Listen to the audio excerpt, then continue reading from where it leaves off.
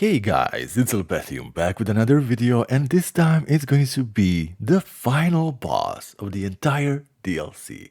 Thank you everyone who have been watching my videos, and I promise you I will give you everything, and this is going to be a lot easier than it could have been. Now I do recommend that you do go and beat this one optional boss, that is the erdtree avatar, so that you can get this one item that is going to be very handy in this boss fight. I will be linking it at the end along with something else, and you know how this goes. Before I even think about asking you to click that like or subscribe button for me, please give me a chance to earn that from you. And with that being said, well, let's get in on this.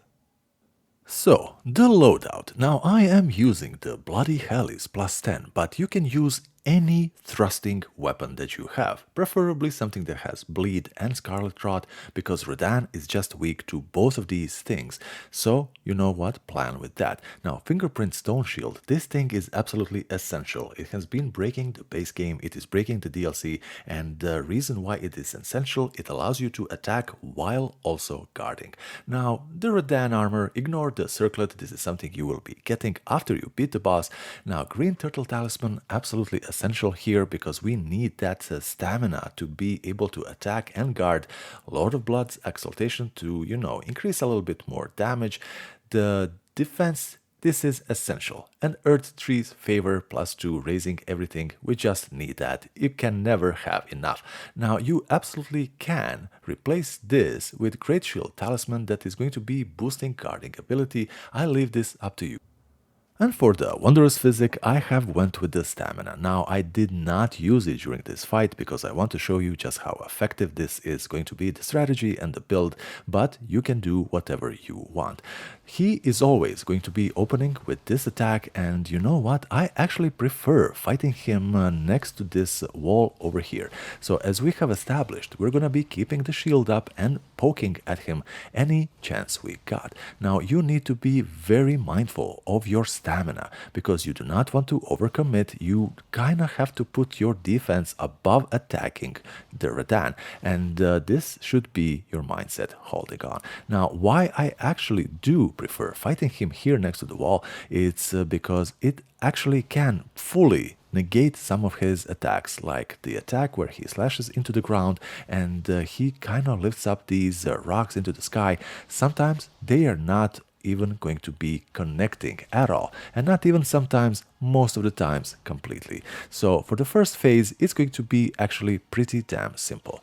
Mindful of your stamina, attack, poke once, maybe even twice if you are at full stamina, and just keep that shield up.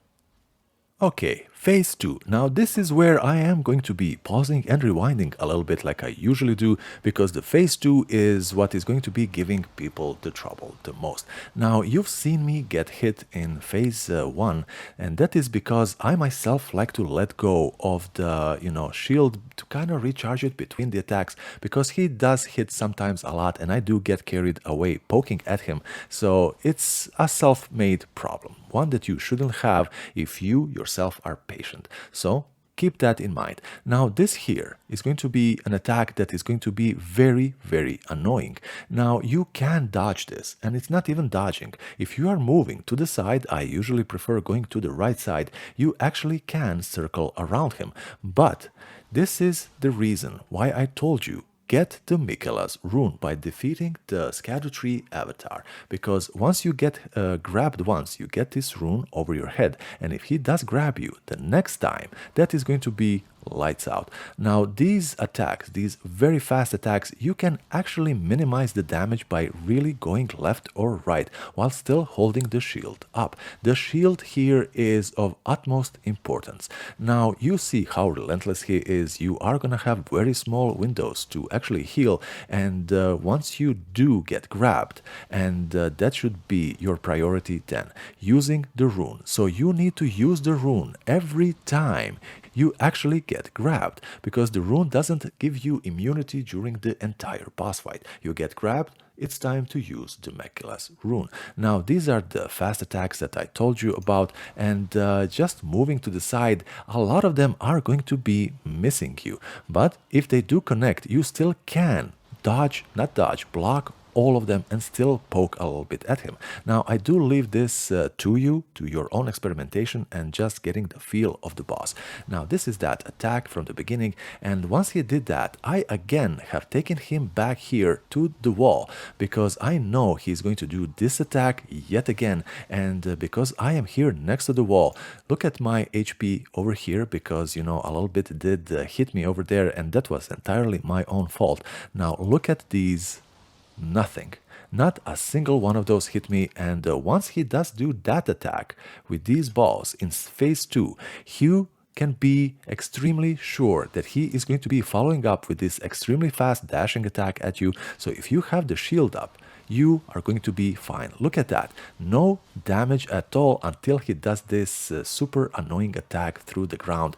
It's just complete BS, and I feel your pain. Now, do not get overwhelmed while still being next to the wall because you can kind of confuse the camera a little bit, so this is gonna take a little bit of practice. Now, here we go yet again. You are gonna be having even more limited, windows of opportunity to actually hit him. 1 or 2 pokes, that is always what you will be doing. I did get grabbed here, so there is that rune above my head yet again. So what are we going to be doing? Making sure that I am blocking all the next attacks from him, because there is no way he is going to be performing this twice in a row, the grab attack. So you get the rune off, and then you kind of pay attention to actually do a little bit of a healing. Now, once he is doing this, always just keep your shield up. That is going to be the best defense you can possibly imagine. There we go, grabbed again. This has never happened to me. Just kind of reinforces the urgency. Sorry about that. Urgency, it's very late and I am still recording. The urgency that you need to be taking that rune off of your head. Now, there's going to be his fabled attack when it comes to the meteor, and this is why the wall is such a good friend, because it limits the directions he can come from. Look at that. I kept the shield up, and look at the damage he has done to me. Now we can breathe a lot easier. So basically the shield, it just does so much for you. Not the shield, the wall, I apologize yet again. And it just makes the fight a heck of a lot bearable, because a few of his very much ultimate hard-hitting attacks are going to be completely made useless by the wall. Guys, this is Albethium. Please, you got this. Do not panic, do not get overwhelmed, and once you do have him on the ropes, do not rush. If you rush, you are going to be throwing everything away.